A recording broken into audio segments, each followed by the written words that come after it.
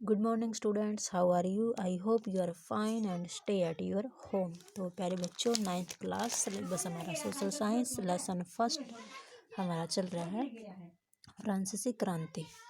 तो इससे पहले हमने पढ़ा था क्या महिलाओं के लिए भी क्रांति हुई थी, मतलब क्या जो महिला थी उन्होंने भी क्रांति के अंदर भाग लिया था या हिस्सा लिया था या क्रांति में सहयोग दिया था। ये हमने लास्ट वीडियो में पढ़ा था। ठीक है, इसमें एक स्रोत दे रखा है, स्रोत च।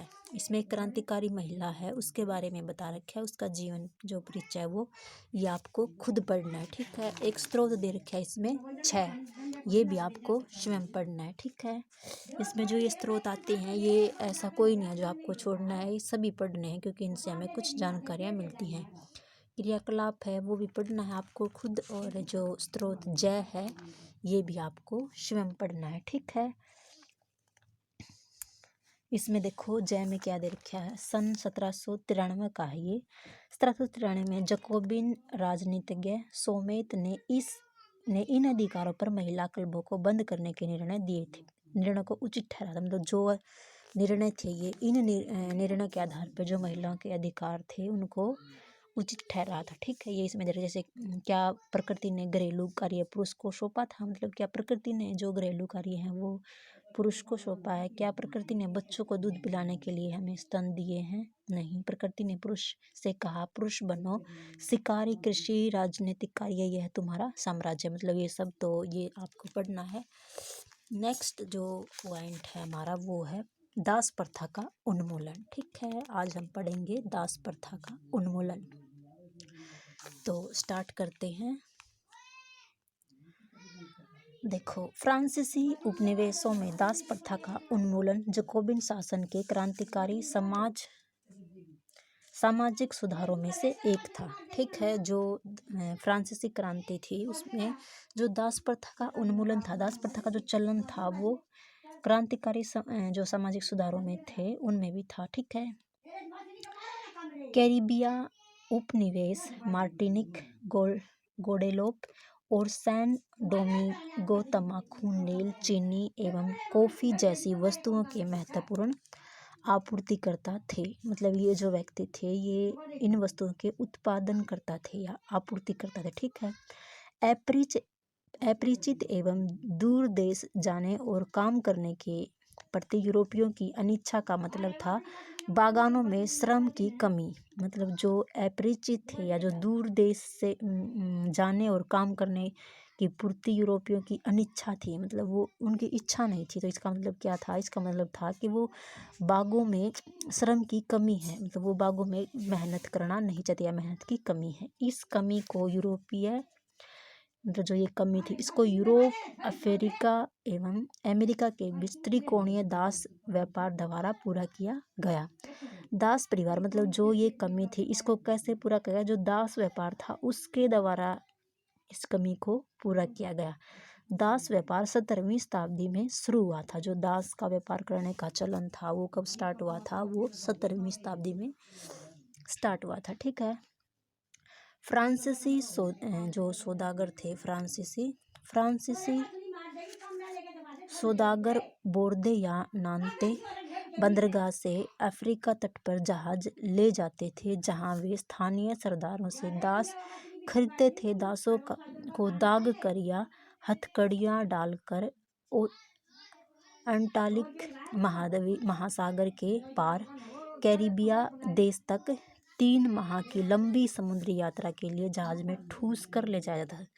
तो जो दास थे उनको एक ठूस कर लेके जाते थे, मतलब बिल्कुल जो जहाज था उसको बिल्कुल भर के ठूस के। ठीक है, इस प्रकार उन्हें वहाँ से ले जाया जाता था। वहाँ उन्हें बागान मालिकों को बेच दिया जाता था। जो दास थे उनको किसे बेच दिया जाता था? जो बागान मालिक थे उनको बेच दिया जाता था।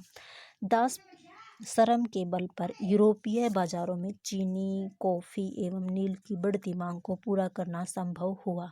मतलब जो चीनी थे बाजारों में, कॉफ़ी एवं नील की जो मांग बढ़ रही थी उसको पूरा करने संभव हुआ। किससे? जो दास थे, दास के श्रम से। ठीक है,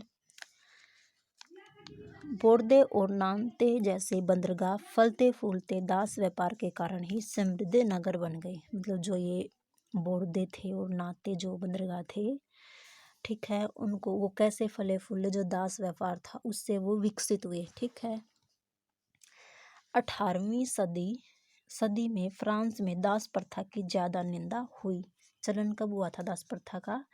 17वीं शताब्दी में। लेकिन जब 18वीं जो सदी आई उसमें फ्रांस में दास प्रथा की ज्यादा निंदा हुई। ठीक है, उन्होंने इसको एक अपराध माना। ठीक है, नेशनल असेंबली में लंबी बहस हुई। जो नेशनल असेंबली थी, हमने उसके बारे में पढ़ा है पीछे, उसमें एक लंबी बहस हुई कि व्यक्ति के मूलभूत अधिकार उपनिवेशों में रहने वाली प्रजा सहित समस्त फ्रांसीसी प्रजा को प्रदान किए जाएं या नहीं।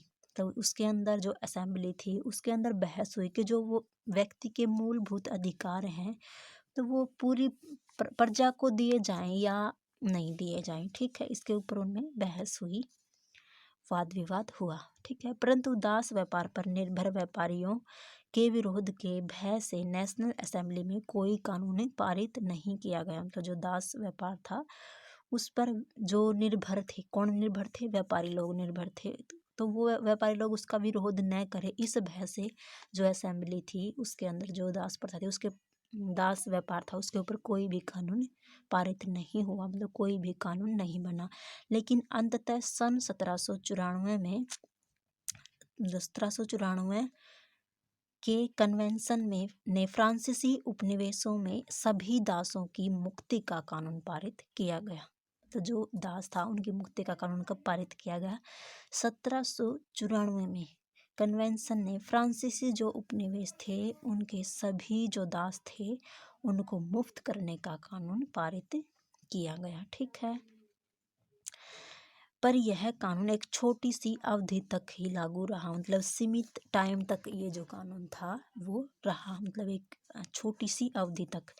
10 वर्ष बाद नेपोलियन ने दास प्रथा पुनः शुरू कर दी, मतलब 10 साल तक उन्हें मुक्त कर दिया गया। 10 साल के बाद जो नेपोलियन आए उन्होंने दास प्रथा को पुनः से शुरू कर दिया, स्टार्ट कर दिया।